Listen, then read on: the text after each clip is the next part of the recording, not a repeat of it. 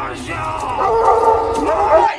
lay your palm flat on that tabletop. Mr. Moody, would you be so kind as to collect a lot of lies set around this dinner table here.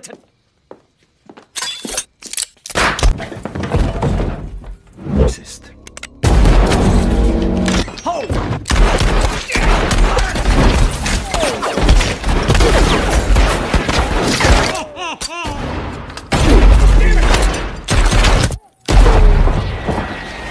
The kid's a natural.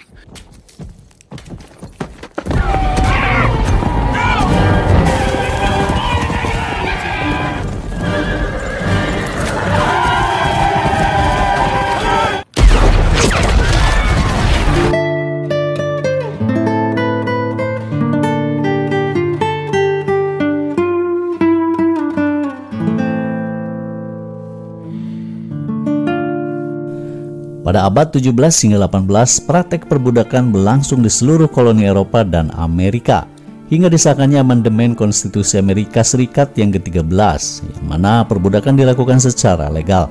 Di bawah payung hukum tersebut, orang-orang kulit putih memperbudak orang-orang kulit hitman. Mereka diperlakukan layaknya sebuah properti yang dapat diperjualbelikan. Mereka dikuras tenaganya, bekerja tanpa batas waktu, bahkan tak sedikit dari mereka mengalami penyiksaan, pemerkosaan hingga meregang nyawa. Penderitaan yang teramat pedih dan berlangsung lama itu pun telah memantikan api dendam yang sangat membara, dan tak ada cara lain untuk mengobatinya selain membalasnya. Ini dia Django Unchained.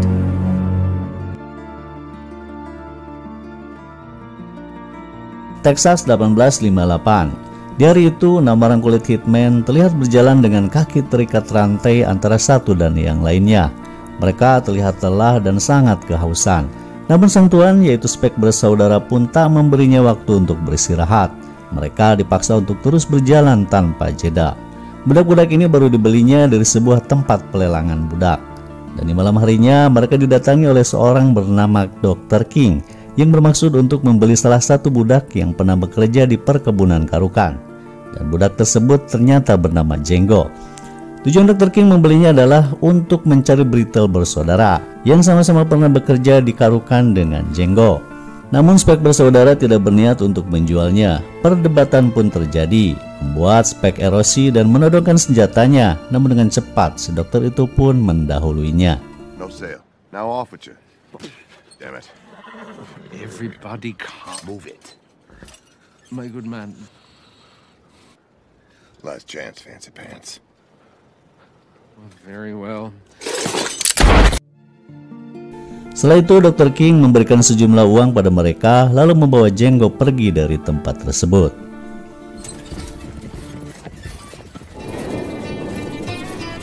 Esok harinya sampailah mereka di sebuah pemukiman warga. Dan semua warga kulit putih yang berada di sana tampak keheranan melihat Django, yaitu seorang kulit hitman yang berpakaian cukup rapi menaiki seekor kuda, yang mana pada waktu itu orang kulit hitman adalah budak dan sangat dianggap hina. Mereka tak boleh hidup setara dengan warga kulit putih.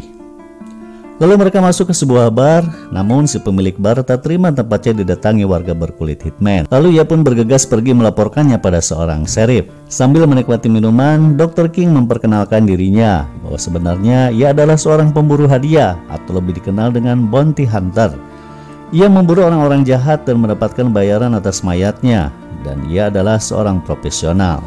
Misinya kali ini adalah mencari Brittle bersaudara. Namun karena minimnya informasi, ia pun sangat kebingungan. Oleh karenanya, ia membutuhkan bantuan Django. Dengan imbalan, Django akan terbebas dari dunia perbudakan. Dan tentu saja Django menyetujuinya.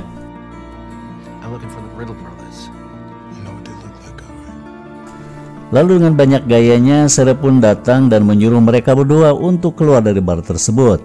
Dr. King pun keluar dan tanpa basa-basi langsung menembak sheriff hingga meninggoy seketika. Karena insiden tersebut, marshal atau atasan sheriff pun datang untuk mengamankan mereka. Tapi Dr. King menjelaskan bahwa sheriff tersebut adalah seorang kriminal yang harus ditangkap dalam keadaan hidup ataupun mati berdasarkan surat perintah pengadilan negara Amerika. Marshal pun tak bisa berbuat apa-apa setelah melihat surat tersebut. Setelah itu mereka pun melanjutkan perjalanannya. Selama perjalanan itu, Dr. King memperlakukan Django dengan sangat baik, layaknya seorang manusia. Ia diberi makan, pakaian, dan tak ada penyiksaan. Tak ada perbedaan ras di antara mereka, dan hal ini membuatnya percaya bahwa Dr. King adalah orang yang sangat baik. Hilda. But she wasn't born on the Karuka plantation. She was raised by a German. Were her owners German? Ketika beristirahat, mereka berbincang-bincang. Dari obrolan tersebut diketahui bahwa Jenggo memiliki seorang istri bernama Hilda. Pada waktu Jenggo dan istrinya bekerja di perkebunan Karukan, mereka merencanakan pelarian, namun berhasil ditangkap dan dijual pada tuan yang berbeda. Dan disitulah awal perpisahan mereka. Jenggo juga menambahkan bahwa istrinya lumayan fasih berbahasa Jerman karena dia pernah diurus oleh orang Jerman. Dan jika sudah merdeka, ia akan mencari Hilda dan membebaskannya. Cerita tersebut membuat haru Dr. King.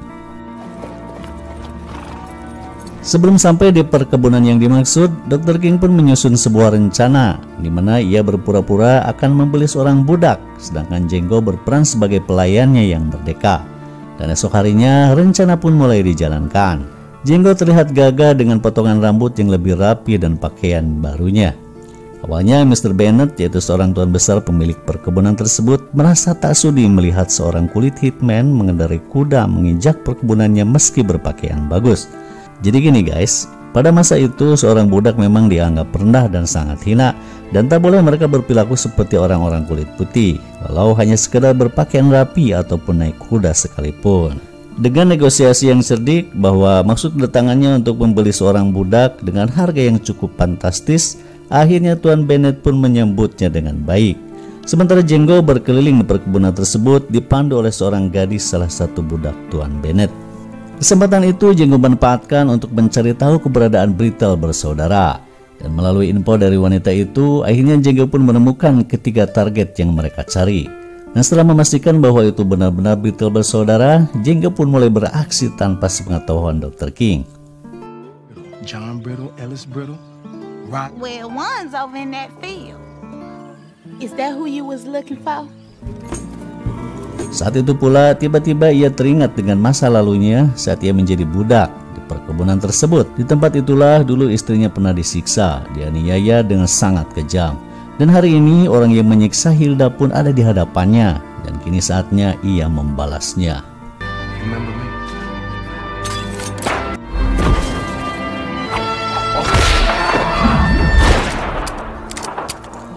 Khawatir ras dendam Jenggo, Dr. King pun datang membantunya, dan akhirnya Brittle bersaudara pun dapat mereka lumpuhkan.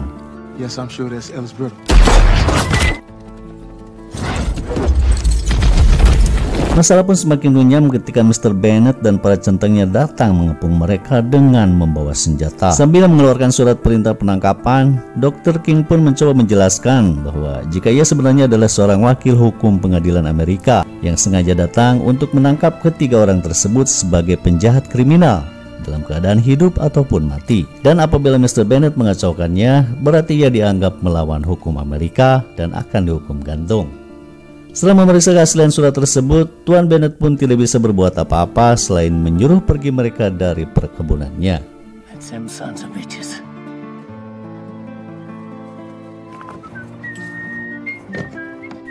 Tapi konflik tak berhenti di sini. Tuan Bennett yang masih marah diam-diam mengerahkan centeng-centengnya untuk membunuh mereka berdua. Namun Dr. King rupanya sudah mengantisipasi hal tersebut. Dia menaruh bahan peledak di keretanya, lalu mereka berdua pun memantau dari kejauhan. Dan ketika Tuan Bennett beserta komplotannya menyergap, malah ini yang terjadi.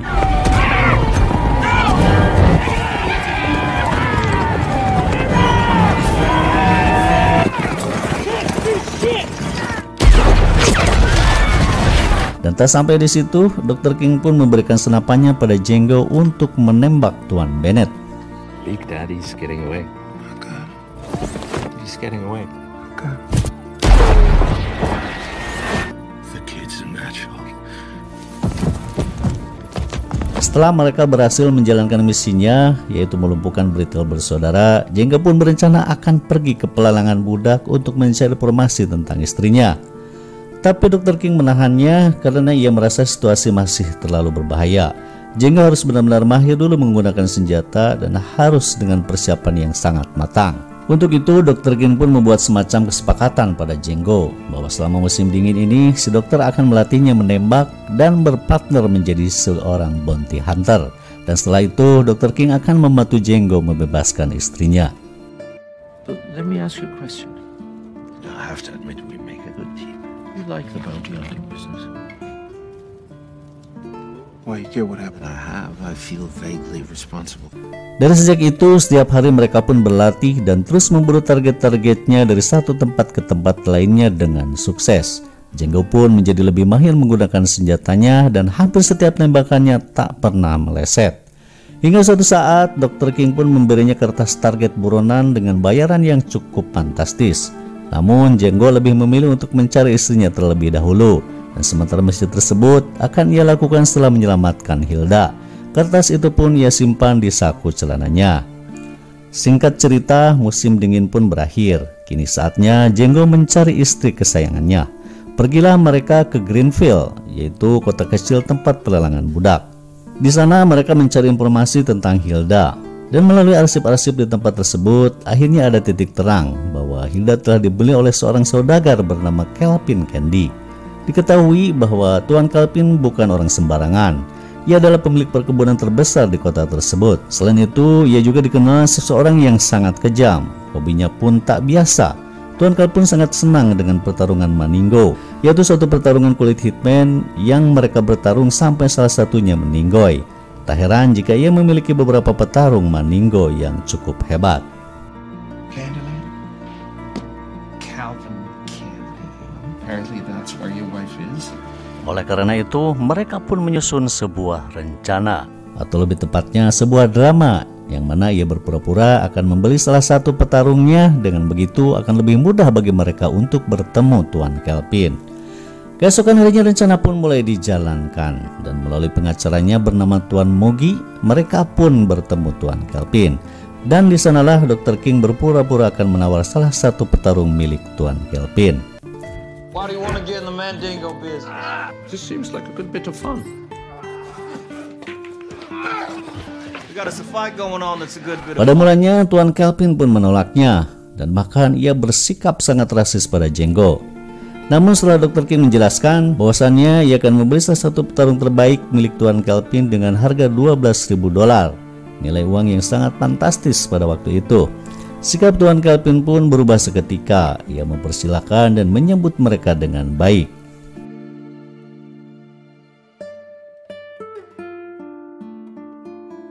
Dan di hari berikutnya mereka berdua pun diajak ke Candyland, yaitu perkebunan milik Tuan Kelpin yang sangat luas dan terdapat satu rumah megah bak sebuah istana, untuk membicarakan lebih lanjut tentang bisnis mereka.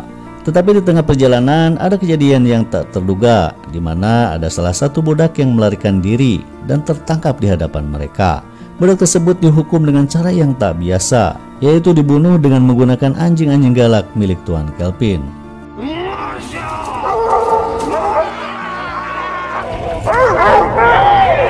Pemandangan yang sangat mengerikan itu seketika membakar amarahnya, tapi Django tak bisa berbuat apa-apa. Nah, dari sini mereka sudah bisa mengetahui seberapa kejam dan brengseknya seorang Kelpin Candy. Perjalanan pun dilanjutkan dan akhirnya sampailah mereka di rumah megah milik Tuan Kelpin. Di sana mereka disambut oleh Larali, yaitu adiknya, dan Stephen, yaitu kepala pelayan berkulit hitman yang sangat setia kepadanya. Stephen ini karakternya sama bejatnya dengan Tuan Kelpin, tak lebih dari seorang penjilat. Kemudian Dr. King pun mulai menjalankan rencananya, di mana ia meminta Tuan Kelpin agar mempersiapkan salah satu budak wanitanya yang pasti berbahasa Jerman untuk menemani malamnya. Jadi gini guys, si dokter ini sudah tahu kalau satu-satunya budak yang cukup pasti berbahasa Jerman adalah Hilda. Jadi sudah pasti yang akan mereka tawarkan adalah Hilda. Dan benar saja ternyata Tuan Kelpin menyuruh Stephen agar mempersiapkan Hilda untuk menemani mereka. Namun Stephen mengatakan bahwa sebenarnya Hilda sedang dihukum. Ia dikurung di sebuah kotak besi karena mencoba melarikan diri tempo hari. Dikarenakan tak ada lagi budak perempuan yang bisa berbahasa Jerman, akhirnya Hilda pun dikeluarkan dari kotak tersebut dan dibebaskan hukumannya. Akhirnya Django bisa melihat istrinya meski dalam kondisi yang tak ia harapkan. Perasaan marah, benci, dendam pun bergejolak dalam dirinya. Namun lagi-lagi ia harus menahannya karena saatnya yang belum tepat. Singkat cerita, Hilda pun telah dipersiapkan untuk menemani mereka di kamarnya. Pada Hilda, Dr. King pun menjelaskan bahwa sebenarnya ia bukan orang yang jahat. Bahkan bermaksud kedatangannya adalah untuk membebaskan Hilda dan mempertemukannya dengan seseorang yang sangat spesial untuknya. Dan ketika Django menghampirinya, Hilda pun merasa sangat tidak percaya dengan apa yang terjadi dan sampai ia terjatuh pingsan. Di saat acara makan malam, Hilda melayani mereka dengan berpura-pura tidak mengenali suaminya. Tapi sesekali mereka pun curi-curi pandang, dan sialnya si Stephen ini melihatnya dan menaruh curiga pada mereka. Sementara Dr. King sedang membicarakan bisnisnya dengan Tuan Calvin, dan mereka pun sepakat bahwa Dr. King akan membeli salah satu petarung terbaik mereka dengan harga 12.000 US dollar. Tapi uangnya akan dibayar 5 hari ke depan, dan sebagai uang mukanya ia akan membeli Hilda terlebih dahulu. Atas kecurigaannya, Stephen pun mengajak Tuan Calvin berbicara empat mata dan memberitahunya ada gelagat aneh dalam tawaran mereka. Tawaran yang tak masuk akal tersebut untuk membeli seorang petarung Maninggo. Selain itu, ia juga menduga jika Hilda dan Django sudah saling mengenal dan memiliki suatu hubungan yang spesial. Jadi intinya si Stephen ini mengetahui sandiwara mereka, bahwa tujuan mereka sebenarnya hanya akan membeli Hilda dan tidak untuk petarung Maninggo. Uang 12.000 dolar hanyalah siasat belaka. Mendengar hal itu, Tuan Calvin pun marah besar. Ia tak menyangka bahwa permainan mereka sebegitu lihainya membuat ia percaya dan tertipu. Lalu ia pun keluar dan menyuruh centengnya untuk menodongkan pistol pada mereka dan memaksa Dr. King agar membeli Hilda seharga 12.000 US dollar sekarang juga. Jika tidak, ia akan membunuh Hilda. Lay your palm flat on that tabletop. Alas, sit around this dinner table here tonight. Bring it out, Hilda. Dengan terpaksa, Dr. King pun menyetujuinya. Ia pun memberikan uang 12.000 dolar tersebut, yang mana uang tersebut adalah hasil jerih payahnya selama setahun menjadi seorang bounty hunter. Setelah mendapatkan surat kebebasan Hilda, Dr. King dan Django pun berniat akan pergi meninggalkan rumah tersebut. Namun Tuan Calvin menahannya. Ia meminta berjabat tangan terlebih dahulu dengan Dr. King sebagai tanda kesepakatan di antara mereka. Akan tetapi Dr. King menolaknya. Perdebatan pun kembali terjadi di antara mereka, dan Tuan Calvin yang sudah merasa dirinya sebagai pemenang pun terus mengintimidasi dan mengancam akan membunuh Hilda jika Dr. King tak mau berjabat tangan dengannya. Kemarahan Dr. King pun semakin memuncak, dan inilah yang terjadi.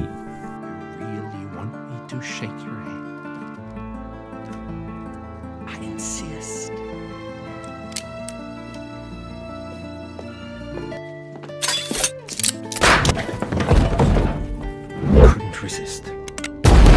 Tak tinggal diam, Django pun membalas tembakan dengan segala kemampuannya. Namun pada akhirnya ia menyerah karena Billy menahan istrinya.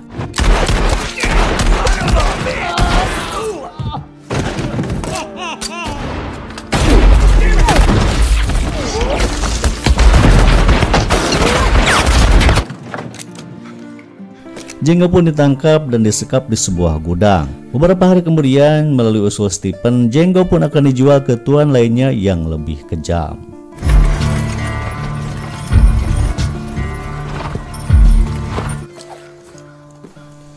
Namun di tengah perjalanan, ia berusaha mempengaruhi para pengawal budak tersebut dengan memberitahukan bahwa sebenarnya dirinya adalah seorang bounty hunter, dan di Candyland ada buronan seharga 11.000 dolar jika mereka berhasil menangkapnya dalam keadaan hidup ataupun mati. Dan Django akan membantu mereka jika diberi senjata dan dinamit. Dengan bodohnya mereka pun setuju. Namun setelah dilepaskan dan diberi senjata, Django pun menembak mereka semua, lalu kembali ke Candyland untuk menyelamatkan istrinya dan membalas dendam.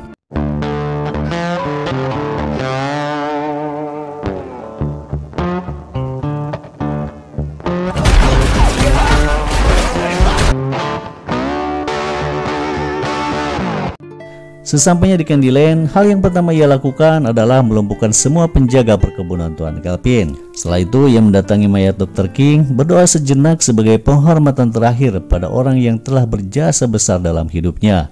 Ia mengambil surat kebebasan istrinya, lalu mencari Hilda. Sementara itu, Nona Larali, Stephen, dan para pengawal pribadinya terlihat baru saja pulang dari pemakaman Tuan Calvin. Ketika masuk ke dalam rumah, betapa terkejutnya mereka, karena di sana sudah ada Django yang telah siap menumpahkan segala amarah dan dendamnya. Lalu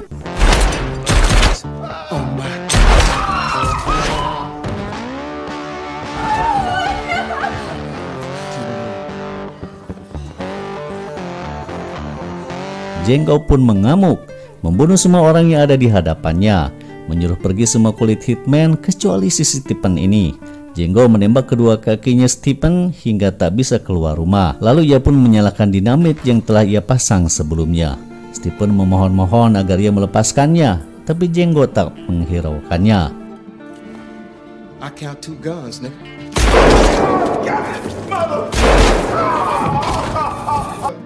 They ain't gonna just kill you, nigga. You can run, nigga. We been here. It's hard trying to kill all the white folks in the world.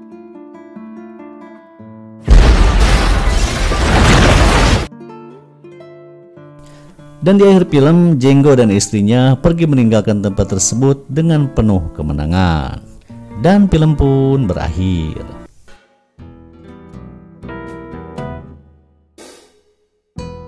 Dan melalui film ini kita bisa belajar bahwa betapa pentingnya menghormati dan memuliakan orang lain tanpa melihat ras, golongan, kedudukan, dan karena itu adalah bentuk kita menjaga kualitas diri pada Sang Pencipta.